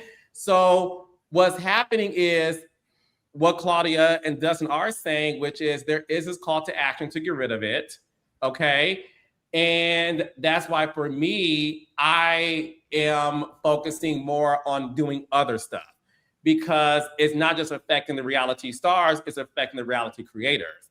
It's affecting reality producers. Seeing all these talk shows get canceled, Sherry Shepherd, like I said, Access Hollywood, our friend Karamo Brown. These are signs of where the industry is headed. And I'm going to tell y'all right now, it's not going to get better. It's going to get worse before it gets better, similar to the music industry. That's why people who are in the music industry, they are doing other stuff. They're now becoming influencers. They're now making songs that survive on TikTok. Nobody wants to write songs anymore. I was watching Beyonce footage yesterday, and I just marvel, like, we will never have another Beyonce. It's never going to happen. Number one, you girls don't want to work like she does. Number two, there's no Matthew Knowles around. But you know, but my point is, the girls don't work anymore. The girls don't want to put. When I say the girls, I don't mean just girls. So, you mean new talent? Yeah, new talent. Thank you. I'm gay. Everybody's a girl. That's what I say. But new talent. It's non-gender. It's not a gender to it. It's not gender specific. Yeah. Nobody wants to work anymore. Nobody wants to put in the effort. All y'all want to do is complain. And then when I hear songs on the radio, I'm like, this is for TikTok. And that's one stream of income. But I think globally, we have to figure out how to support each other and y'all gotta stop with this shit of desiring one angle of something and not fully supporting other avenues like a Tubi, you know, like a Zeus. You know what I'm saying? Zeus may not be your cup of tea, and trust me, I get that, right? I don't watch Zeus, just like Lemmy don't watch my shit, but it doesn't mean he and I can't support each other. Do you know what I'm saying? Respect each other professionally. He said this publicly, and that's why I'm saying it. I introduced him to Jocelyn because all the shows that I pitched with Jocelyn's Cabaret, the networks turned it down. And when I met Lemmy at the dog park, funny story, and we were talking, and I saw this black man doing his thing, and he said, "Who would be good for Zeus?" I said, Jocelyn. Jocelyn flew to Los Angeles. She and I met with him, and the rest is history. And she's doing wonderfully. You know, so again, support what's out there. And trust me when I say this, I'm not saying you have to love it or like it. But damn it, do you have to go on Twitter and leave comments advocating for its failure to be removed and canceled. And then when y'all get mad that BT Plus is gone, did y'all subscribe to the motherfucker? Y'all didn't subscribe to it. It's crazy. Like people say like, oh, Zeus is ghetto, this, that, and the third.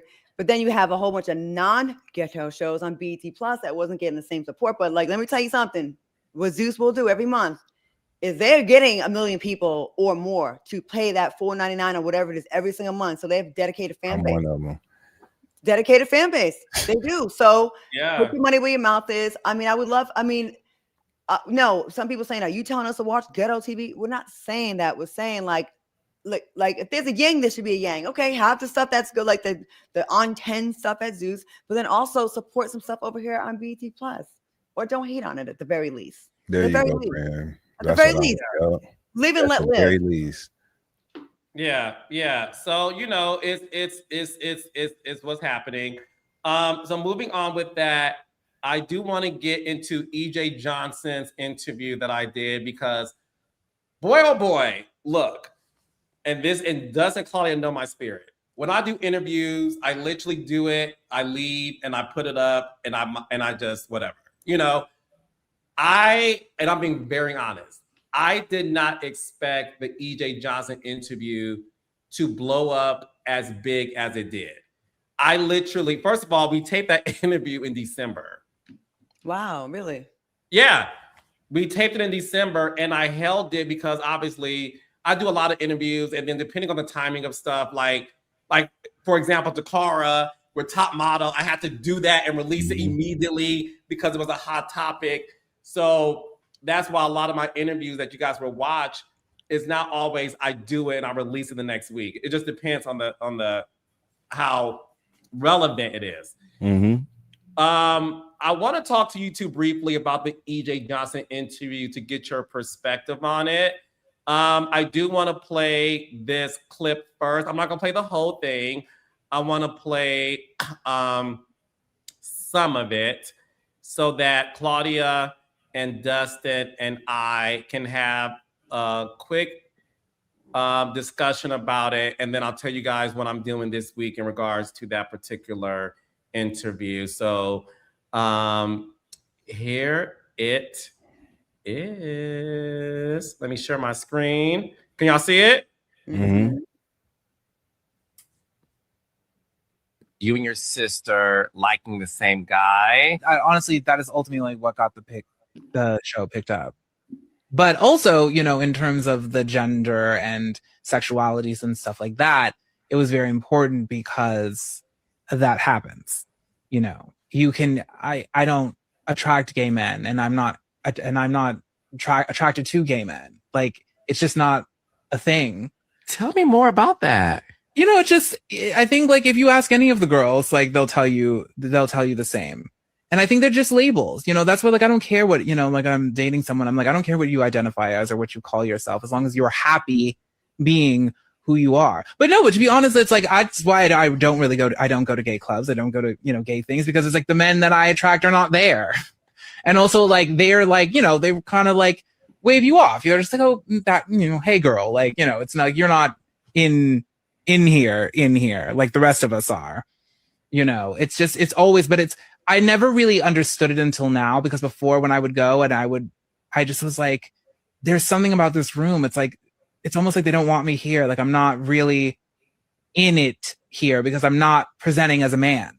I'm not presenting in that way.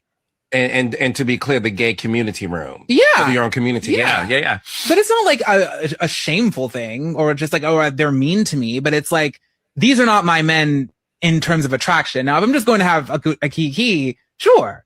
But like, these are not the men that are interested in me in that capacity. I do that when I go to the straight rooms. So what I want to do first is get your thoughts on that conversation, Dustin. Woo, thank God. I ain't gonna oh, man, I'm like, I was not making eye contact. I'm like,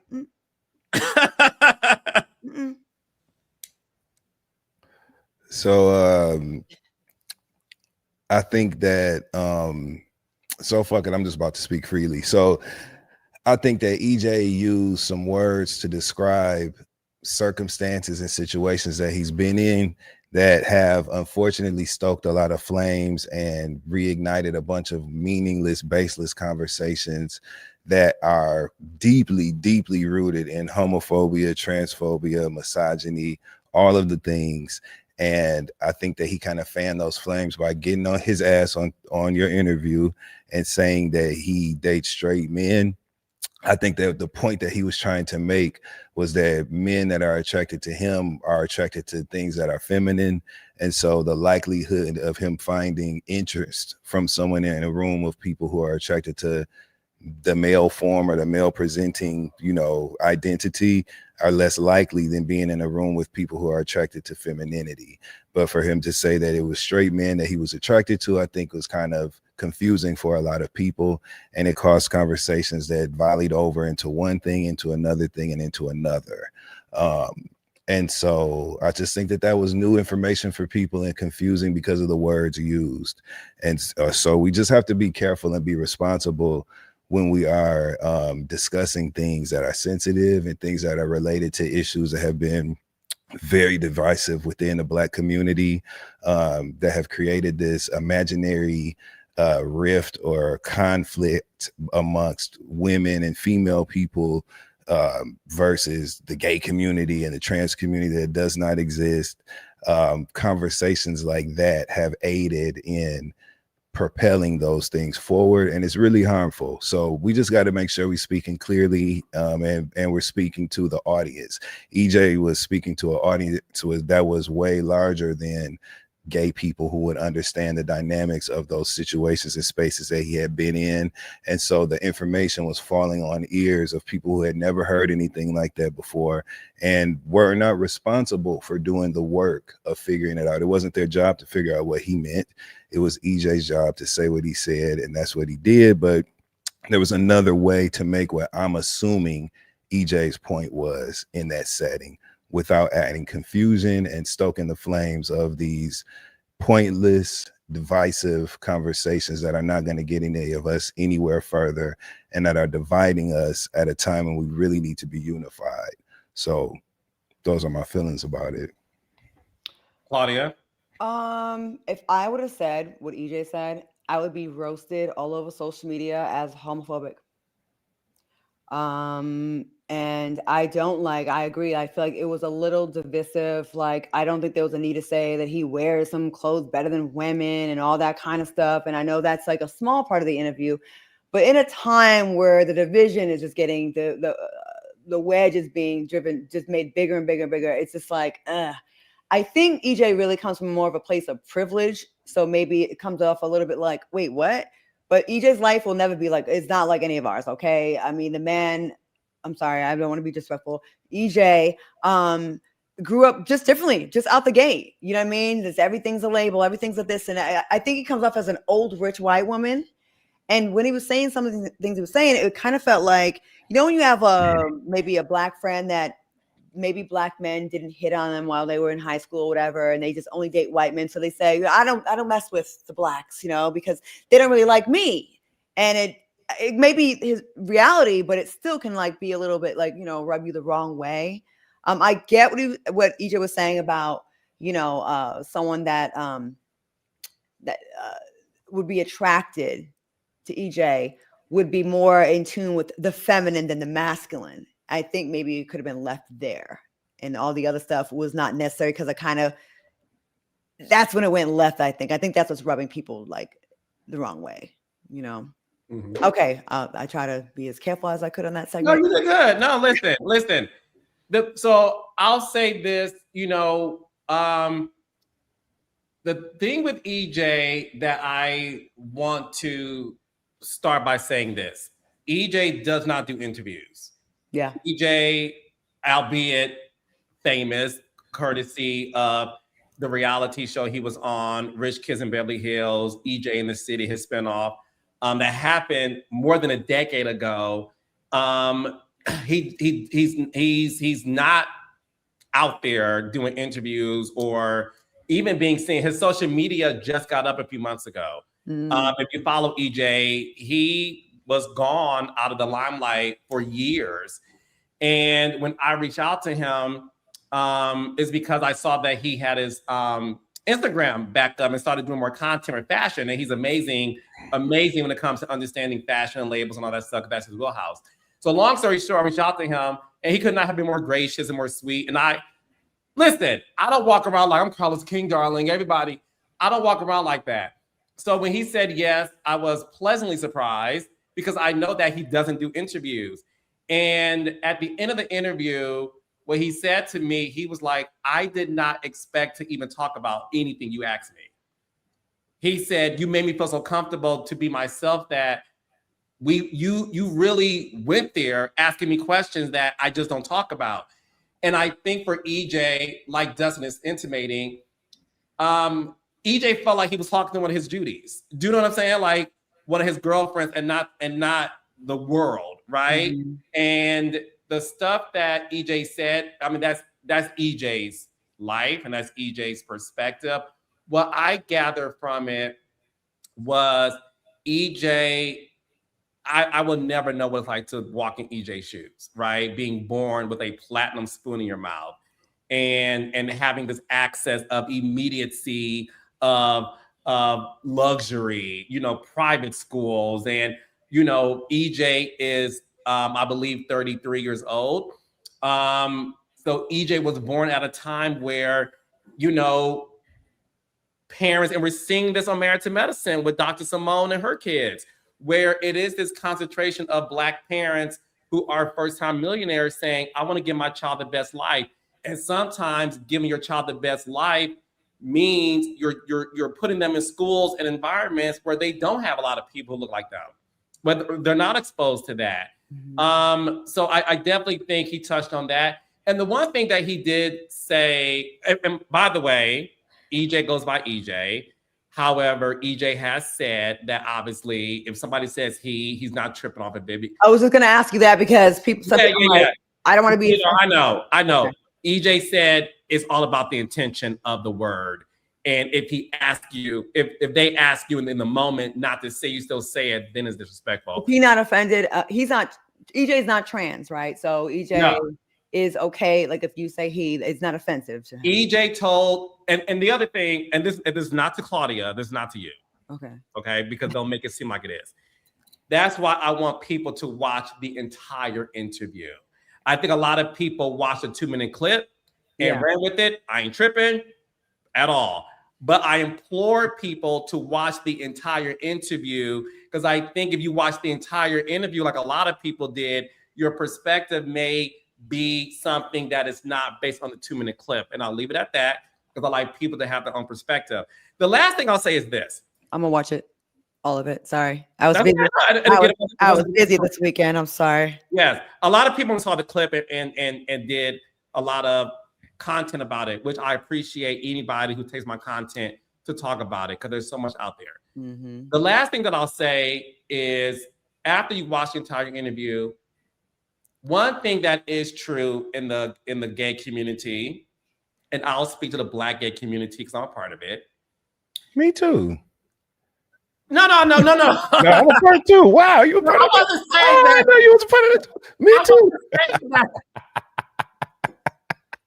Well, definitely. Now they think about me. I know, right? They think we. Dustin gay. No. One thing I'll say, and I have another announcement to make after this, is there is femphobia in the community. There is femphobia in the Black gay community. I'm not going to spend time on this Monday Night Live going into detail about it. I'll tell you what I'm doing later. But what I will say is when it comes to feminine gay men, i.e. me, i.e. and EJ, right? There unfortunately is this thing where there appears to be this large demographic of people in the community who don't find feminine gay men attractive, right? That is something that is true. And if you're a feminine gay person, you know exactly what I'm talking about. And that's why a lot of the comments defended EJ, saying, now y'all know what he's trying to say, like, stop it. Mhm. And again, it's a conversation, like Dustin said, that's more global and has way more reach. But there is femphobia. It's a real thing. Claudia, you're not privy to this. You know, me and Dustin's generation, there was this thing called no fats and no femmes. Really? Where when you used to try to meet a guy online, and there was, I will never forget this. I was in my early 20s. I'll never forget this. When you're trying to figure out your situation, and you go, there was this site, and Claudia, there were literally boxes that would be like, you know, male or female, check here, preference. They would have no fats, no femmes. Wow. And that meant no fat person, no femme person. And so I do think a lot of EJ's experience comes from him being a larger size growing up, in addition to being effeminate. I'm sorry. Oh, go ahead, Dustin. No, I'm sorry. I didn't want to cut you off. Please finish. Oh, so there's definitely, that was definitely a thing when you first started to come out back in the day. Now, granted, things have gotten better. Thank you. That's the point I was going to make. Things have gotten better. The world evolves. Which is why I want him to go be in the gay spaces, because if he were to go, he would understand that things are different. The younger people than us don't give a fuck about none of that shit. They coming out and whatever their body type is, body positivity is a real thing now that we thank God for. And self-expression is something that in the middle of so much oppression, there are still spaces where you are allowed to thrive with your expression, your freedom of expression. So I think he would have a different environment if he were to socialize in those spaces moving forward. So I agree with you. And I think for EJ, and that's why I had to say, I want to give EJ all the props in the world, because when I, an openly gay Black man, reached out to EJ and said, I know you don't do interviews, and he said yes to me. And I don't want that to get lost in it, because he could have easily said, girl, you know, whatever. And Dustin's right too. So the thing is this, the world has evolved, everything has evolved. However, I will say people's trauma that they experience in their childhood still resurfaces. And that's why, listen, I'll talk about myself and gonna move on. I don't give two shits. I'm a butch queen, whatever. I don't do labels myself. But what we're not going to act like it doesn't exist. We're not going to act like when I post a picture on Twitter, some of y'all say he's cute until he starts talking. You know what I'm saying? So we're not going to act like it's gone. I like how you talk. But I'm also a power bottom. No, but I have a hip podcast, so clearly someone likes my voice. So we're not going to act like it doesn't exist in 2026. If I post a picture, the repost would be, hear me out. Is this a safe space? He's fine until he starts talking. I mean, if he wasn't such a girl, you know, but what I will say, because I understand engagement, I understand when those things are said on Twitter is to get engagement. I know that when I go out, and Dustin is a witness to it. Sure am. I don't have any issue. Not a problem in sight. Where's the problem? Oh, the jacket's Where's off. the problem? Carlos Banks. Where's the problem? Carlos Banks took the jacket, the blade, the coat off. But my thing is this. But that's why Dustin's right, Claudia, and Raindrops. You have to put yourself in those rooms still, because that's not the reality anymore. And by saying this too, it's just important to have these conversations, which is why me and Dustin are going to hold a panel with other gay Black folk, and we're going to call it Dating While Gay and Black, because to Dustin's point, I think there's a larger conversation about this. And that is something that you guys will see pretty soon. So let me say one thing before we please. get off this subject. The most interesting thing about conversations and commentary surrounding your conversation with EJ and the clips of it that have gone viral is the commentary that it generates, right? And I just want people to know that people like myself, people like Carlos, people like Claudia, who has multiple gay friends that are close to her, we can all see straight through the intention of the comments that I left. And each one of these people who are using this and weaponizing this piece of this conversation into an opportunity for them to perpetuate and purport homophobia, transphobia, all that shit. Anybody that's using this and turning his conversation about who he's attracted to and who's attracted to him into now some sort of issue of straight women versus gay people, we see you. We see exactly what you're doing. We see you taking that journey and making that path to negativity, and you can see straight through it every motherfucking time. And this is a safe space for me. It's always going to be a safe space for me. This is a safe space for Claudia, and this is your show, Carlos. So I just want to be clear that the homophobia shit, we don't have any space for that or no tolerance for that. This is not a us versus them thing. That was a clip of EJ Johnson talking about who he dates and who's been attracted to him and who he's attracted to, where he used some language that can be off-putting for people. But I just want to be clear on that, because we can have a healthy discussion, a healthy conversation about anything. But what we're not finna do is open the door to rampant homophobia, attacks on the gay community. Turning this into a war between straight women and gay people is not going to be that. So I just wanted to be clear about that for our audience. Yeah. Thank you for that. Thank you. Yeah. And I agree. And I agree with that. So listen, make sure y'all check out the EJ Johnson Carlos King exclusive on my YouTube channel. Watch the whole interview. It's only 57 minutes. And shout out to everybody who did a video on it. Listen, I get paid clearly every Monday night to talk about things in media. I'm never mad, whether y'all loved it, hated it. I appreciate anybody who takes time out of their day to even talk about it. And I want to give a shout out to Don't Call Me White Girl Mona and my nerves bad. Shit. I ain't got my nerves bad. Talking about this shit. Nah, I'm just okay. But so someone that doesn't do interviews, I think that was good for him to see it. And even some of the feedback, whether the good, bad, and the ugly, because it also lets people, like, I did this class before where we had to like see how people view us and from how we speak, right?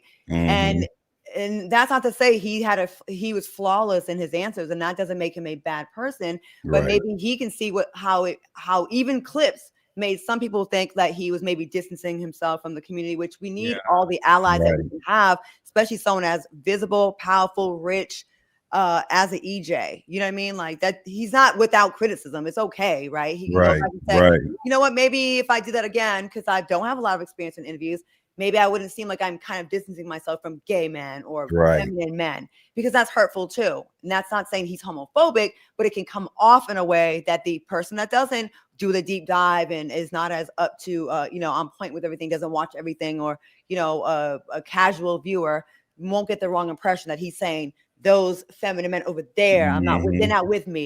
They can't sit with us. So yeah, I think this will be good for him. He can go back and watch it. And I don't think he was I don't think he was trying to be a dickhead. I don't. You know what I mean? Yeah. But trust me, I'm the queen of being misunderstood. I totally understand that. How a 10 seconds out of 2 hours gets, cut up and served up in other ways. Yeah. So, all right. So make sure y'all watch that. Thank you, everybody who, like I said, watched it and made comments and videos on Cherry Blend. All right. So breaking news, Claudia and Dustin. And raindrops.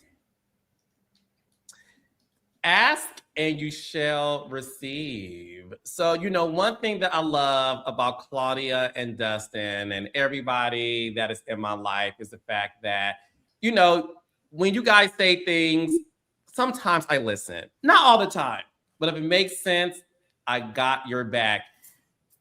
Therefore, I am launching a new series called Reality After Dark. where we get to talk about things a little bit more racier. Where we get to. Oh my God, y'all. He's showing dangling. You was about to show nipple. Do I need to show a titty or something? We get to talk about things a little bit more racier, a little bit more explicit. The panel will include Carlos King, Dustin Ross, Claudia Jordan, and Mandy B. Okay, Mandy B. Y'all may know her as Full Court Pumps. Okay, so listen, Reality After Dark. I'm going to drop it this week.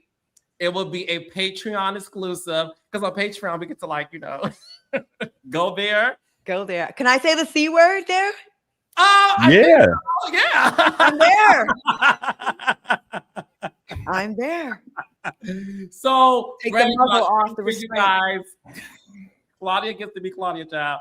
All right, so it's Claudia, Dustin, Mandy, and me. So listen, go to patreon.com/TheCarlosKing. We are dropping it this week. It is going to be a treat, and baby, if y'all know Mandy B, and if y'all ever listen to Horrible Decisions, which is now called Decisions. That's right. Y'all know that Mandy gives it up. Y'all know that Mandy gives it up, and she gives it up well. They said, well, y'all be naked. We might. I mean, it depends on. Listen, if y'all run the numbers up, ain't no telling what we'll do. Just saying. So, with that being said, you decide the level of nudity that's going to be on the show. You see, Carlos been dying to get that shirt off. That jacket off. Yes. So listen, this will be fun. So I'm so happy. And listen, I got more announcements. So that one I want y'all to know tonight, and that's going to be something great. And again, I'm still doing the panel, dating while gay and black, and we're going to have conversations about that because again, I think these topics are very important. So Dustin and Claudia, are y'all ready to Reality After Dark? You know I am. I love a unhinged, uncensored, uncut. I mean, it's depends. Okay. Depends. Well, you'll hear about that on the Patreon. There you go, friend. Yeah, I'm a lady here. I'm a husky on Patreon. Well, I can be. I'm just saying. Can I make an announcement too for Wednesday? Go ahead. So this Wednesday on E, I'm part of a series. It's a 2-part series, 2 hours. This Wednesday, they're showing both episodes of Dirty Rotten Scandals. It is the last of the 3. They did Dr. Phil, America's Next Top Model, and now we are exposing The Price is Wrong. I mean, The Price is Right. Okay, Kathleen Bradley, Holly. I mean, we really are able to be free in this. And I saw some clips. They sent me some teasers that I couldn't post the other ones that I got. Yo, like I couldn't believe some of the stuff that made the cut. I'm like, I can't believe they did that. Like it was crazy. I can't wait to watch. Yes. So so Claudia, tell them when that comes on. This Wednesday on E. So it'll be back to back. So first hour, second hour. I'm more featured in the second hour, but the first hour, like they are giving it up. Now Holly had a long lawsuit with The Price is Right wig for unlawful termination, for retaliation. And the stuff they talk about with Barb Barker, let me tell you something. People was getting their dick sucked in the dressing room and making scenes in front of the audience. All kinds of stuff was going on. The Price is Right. I'm just saying. All right, now listen. Okay. And Raindrops, next Monday, we are going to recap that particular episode as well. That's the beauty of having Claudia Jordan around. So make sure y'all watch Dirty Rotten Scandals. And you're at the Truth Awards this weekend, aren't you? Yes, I'm being honored at the Truth Awards. Yeah, so thank you all so much for that, being honored at the Truth Awards. Shout out to Better Brothers LA for that honor. It's me, Don Lemon, Duran Bernard, and NECA. I love NECA. The director. Yes. Yes. Emmy winner. Yes. She's talented. Yes. Yes. Love NECA. Vivica Fox is hosting. Are you bringing a date, Carlos? You know, listen, I'm bringing my supporters and friends and everything. Are you calling him a supporter now? Reality After Dark will. Now That's cute. I love my supporters too. Justin, don't you like your supporters? Well, you have back support this weekend, Claudia. Yeah, I need all the support I can get right now. same. Once you get a little support, It's you want a hard out lot of here. support after that. Like, Is it, Dustin? It's hard out here. I Is need all the it? support I can get. Okay. definitely hard. So All right. Well, thank y'all. Great job. That was sweet. Thank you, Claudia. All right, let's read the super chats really fast. Oh boy, oh boy, oh boy. Here we go. Felicia Baxter, Glendale is spiraling. He got punked by a dude with a backpack. I told y'all everybody on that show was dressed like they came to fight. Everybody at that shoot was dressed like they came to fight. But why they say Lateshia. They say punk by a dude with a backpack like Dora the Explorer. I can't. The Rage y'all are bestie. I love y'all. Hi, Courtney Thorpe. Thank you, the friend of mine. Yes, Raindrops. Hit the like button. Okay. Vine and her branches. Great breakdown of that. Dustin. Thank you. Akira Sherelle, how's it going? Is No Molly, best reunion set design all time. Married to Medicine. Akira doesn't be eating Eugene alive. Make sure y'all watch Dustin and I recap Married to Medicine on Patreon because boy, oh boy, does he go there. You just had a little fun. Leah's gonna see you tomorrow, Dustin. You make my Monday. Thank you, Leah. Thank you to everybody that bought a ticket and is coming out to see me tomorrow performing at City Winery here in New York. I love you so much. Don't forget, meet and greet ticket options are still available. If you already have a ticket and you want to purchase the meet and greet option for the 7 p.m. show or the 10 p.m. show, both are available at DustinRossLive.com. Thank you, Leah. When's your next show after this, Dustin? Because I plan to come down, but I have my last green screen of Love and Hip Hop tomorrow in Miami. Okay, it's fine. It's fine. So I did look at the. Do you have your next one planned? I'm sure you'll do another one. I'll text you. Yup, I'm gonna text you. Yeah, because we owe you. I mean, we owe you a show. And it's all good. Yup. Yeah. Well, thank you, Leah. Miss Chokita Diva, child, Steve could have recited the alphabet and won Carlos' vote.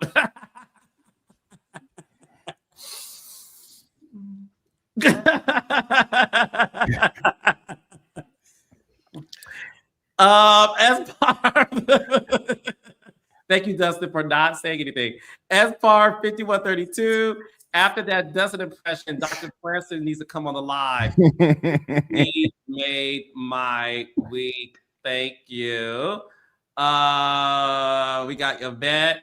Boy, Eugene and Toya got on my last nerves this season. King shaking my head. The men were on one this season. Brenda's husband is a cutie.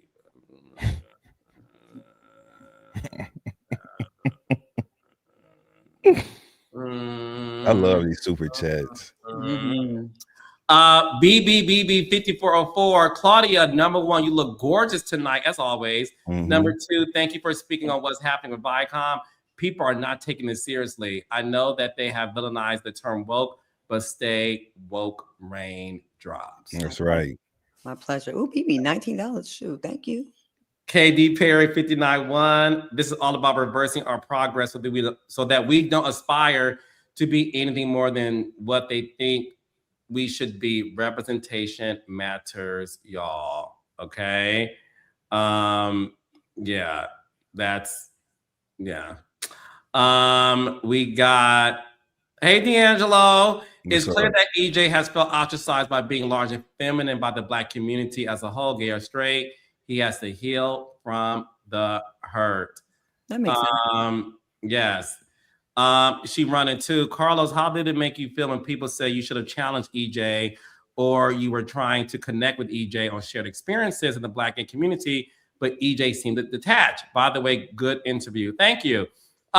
Listen, everybody's allowed to have their opinion. My conversation with EJ was for him to talk about his experience. And me and Funky had a brief conversation about it that I'll go into later this week. But I know people are trying to make it seem like Funky and trying to come for me. He was not.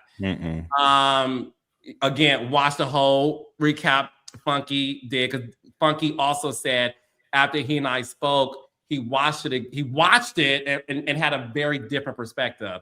So look, When it came to EJ, I'm not going to challenge anyone's experience. If that's how you feel, that's how you feel. Who am I to say to you, feel the way I feel? I'm not going to do that. That's his experience. I don't know what it's like to walk in his shoes or any of my guests. My job is to sit there, ask all the questions, receive the answer, inject myself if I feel like it's necessary. But again, those people who said that didn't watch the whole interview. They watched a 2-minute clip. However, I appreciate all commentary. Anthony Lofty's Bobby Light said, no, girl, the reason why you feel unaccepted in the community is because you walk around thinking you're a Republican white woman in her mid-40s with a vegan, gluten-free chip on your shoulder. That's Bobby's opinion, and Bobby has a right to have his opinion. Georgia on my mind, 2581. Dustin's even finer when he's checking us. Y'all, I hope I wasn't checking you.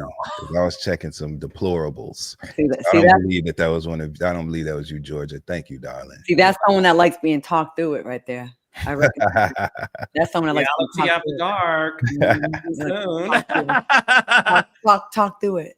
The friend in me, Aries season is coming up. Fucking right. It is. And Taekwon Christie, thank you so much. All right. So, Dustin, we know you have a live show tomorrow. Let them know where they can buy tickets to your second show. That's right. We still have about, I think last time we checked, it was less than like 10, but we got a few tickets left to the second show, the 10 p.m. show. So DustinRossLive.com. I cannot wait. I get to perform. I love being on stage, telling jokes. And we got some shit to talk about tomorrow. So I'm very excited. And don't forget, if you want to do the meet and greet, that option is available for the 7 p.m. show and for the 10 p.m. show. So as an upgrade. So just DustinRossLive.com, and I'll see y'all motherfuckers tomorrow. Don't miss that show. If there's tickets available, go get them. Thank you. There's a reason there's less than 10. When I checked, there was only 2 seats left, and they were on different sides of the theater. I'm like, how am I going to do that? Anyways, I got to work. But yeah, thank you, friend. Don't miss the show. It's very good. Yeah, no, I'm excited. I went to the Atlanta one, and he's really good. It was sold out, and he had a second show, did meet and greets. I'm like, my boy is working his got to work, baby. So I appreciate it. Thank you, y'all. Claudia, so Wednesday we have the show to look out for. Anything else you got coming up? Accidentally Informed as well on Wednesdays as well. Hey, Erica. Yes, we're trying to get Eric Benet on. He's gonna come on. Yeah, he's been really making a lot of noise. I love his commentary, Claudia. Yes. Yeah. Eric Benet Jordan. So he said he'll come on. So I'm looking forward to that. It's either this Wednesday or the following. But he's just been awesome. If you have not been following Eric Benet, he really he's always been like this, but people are just starting to notice. He's been very opinionated on politics, and he's calling people names. It's so funny to see him. Then he'll sing his insults as well. So please support him. He's actually on tour with October London too. Check out his show live. He's everything. He's like family to me. I love him. Dope. Eric, he's super bomb. So please support. Yeah. And Carlos, this Saturday, this weekend, Truth Awards, you're nominated, or are you getting honored? Honored.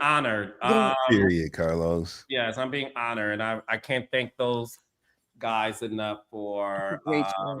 Yes, so very deserved. That's right.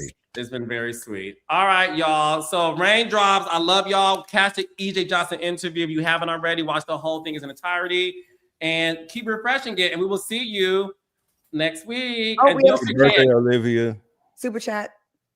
Oh, what happened? Birthday. It's a Aries season approaching. It's almost my birthday. 3/21. Shout me out, Carlos. I love me some King. Claudia Dustin. It's a raindrop. Take a shot for me, Olivia. Happy birthday, Olivia, baby.